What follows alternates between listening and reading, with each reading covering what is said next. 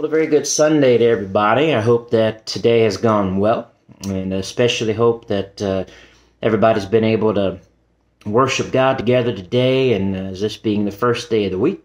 And I just hope that this day has gone well, and I'm glad that you can join me now in our study of Matthew as we continue through the Gospel of Matthew. And if you want to open up your Bible with me, today you're going to be looking at Matthew chapter 20, and be finishing out this chapter starting in verse 30. Matthew chapter 20, starting in verse 30.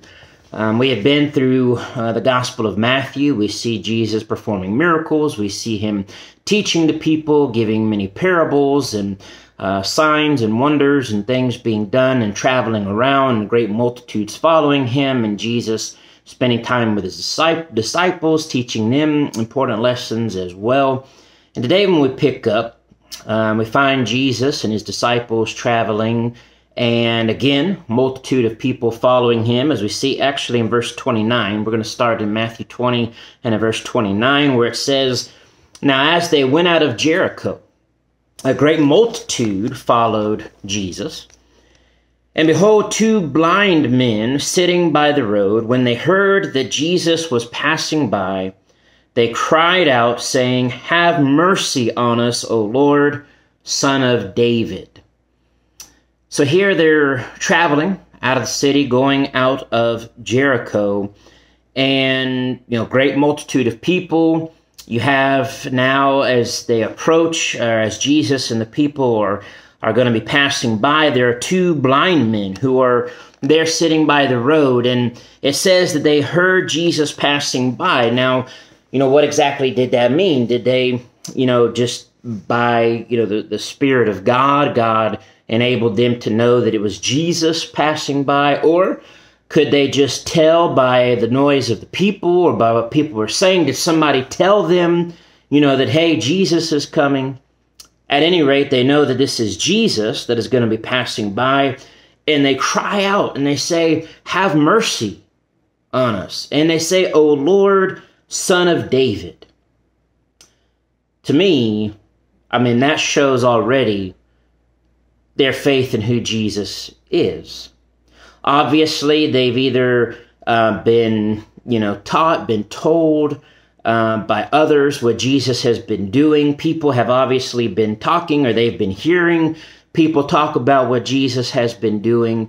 The fame of Jesus was constantly spreading. What Jesus was doing was spreading everywhere, all the miracles he was performing. And so now they say, "Have mercy on us." Well, the multitude, actually, verse 31, the multitude warned them that they should be quiet. As often happened, even Jesus' disciples at times were guilty of this, of trying to either hush people up or send people away or, leave Jesus alone.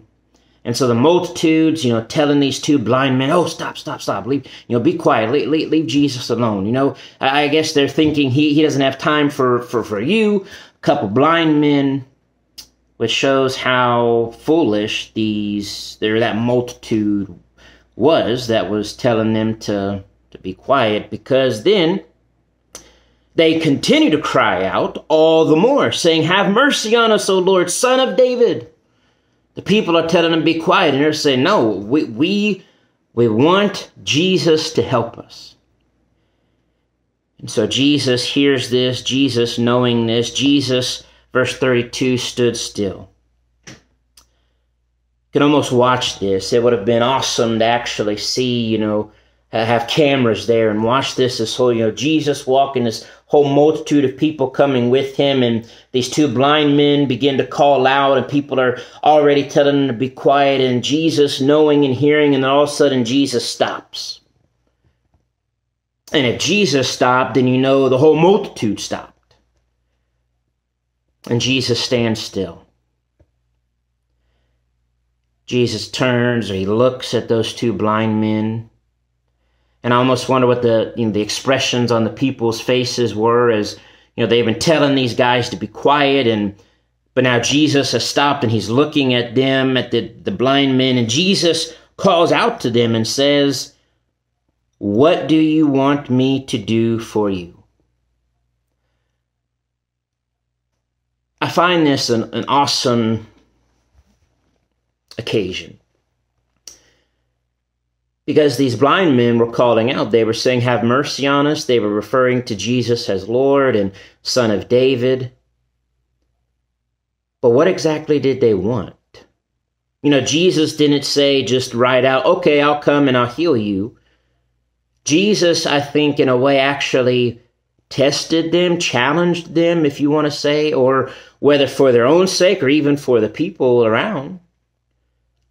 But Jesus' first response is, what do you want me to do for you? What do they want Jesus to do to have mercy on them? Just pat them on the back, say it's going to be okay, give them money, give them food? Or is there something more? Obviously, we know there's something more here, as we see. They answer Jesus, and I think this is powerful. Verse 33, they say to Jesus, Lord, that our eyes may be opened. The faith of these two blind men amazes me. Again, what did they hear? What did they know? Who had been talking to these guys about Jesus? Because it seems to be that obviously these two blind men have so much more faith in Jesus than other people who can actually see Jesus, who are not blind physically, but they're blind in their heart. These two men were blind physically, but their hearts were wide open to Jesus. And that is awesome. So they say to Jesus, open our eyes. I wonder what the people, again, I want to see the reaction of the people who are standing around watching this and hearing this, and all of a sudden these two blind men say, that they want Jesus to open their eyes, and what's going to happen?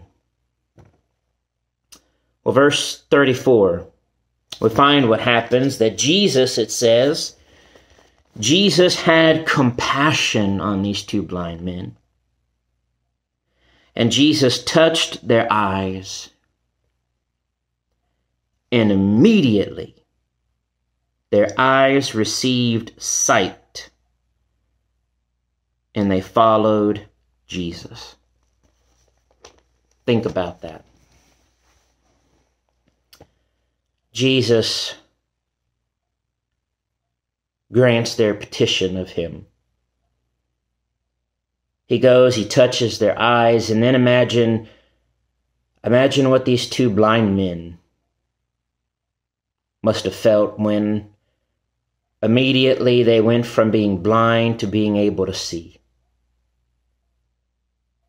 Think of any miracle that Jesus does. If any of us have, maybe are blind or have had other physical ailments and disabilities and sicknesses, and as Jesus healed and cured many people by miraculous power.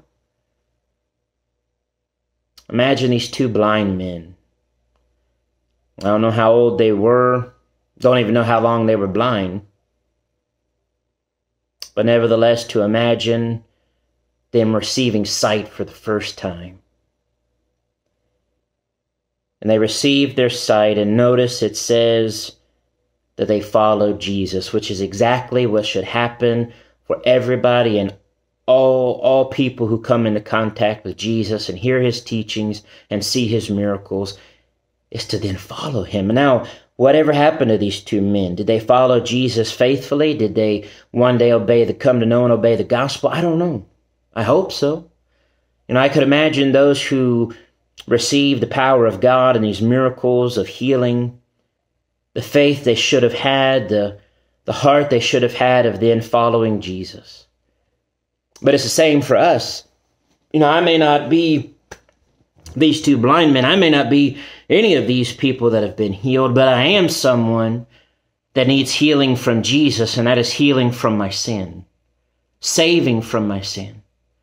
And we read these instances in the gospel, these miraculous instances where Jesus performs all these miracles and healing people, casting out demons, raising the dead, walking on water, everything. Why do we have these recorded? Well, I always remember the words of John and what he says in his gospel, which one day we'll look at hopefully together. In John chapter 20 and in verse 30, John said there, and truly Jesus did many other signs in the presence of his disciples, which are not written in this book. But these are written that you may believe that Jesus is the Christ, the Son of God, and that believing you may have life in his name. When we read these records of these miraculous events by the power of God through Jesus, it's to cause us to know who Jesus is, to know what he has done, to have faith, to believe, to follow him, to obey him, to give our lives to him. To believe in Jesus as the Christ or the Son of God, and that believing we will have everlasting life in his name, because there is no other way to be saved. And even as a Christian, as I read these things, what it should be doing is it should be building up my faith continually, reminding myself who God is and who Jesus is, and the power God has to save. I hope you know that power, and if not, I hope that you will study the gospel, find somebody to study with, come to know Jesus, so that you too can know the saving power of Jesus. Now we all can continue to grow in faith, hope, and love. God bless.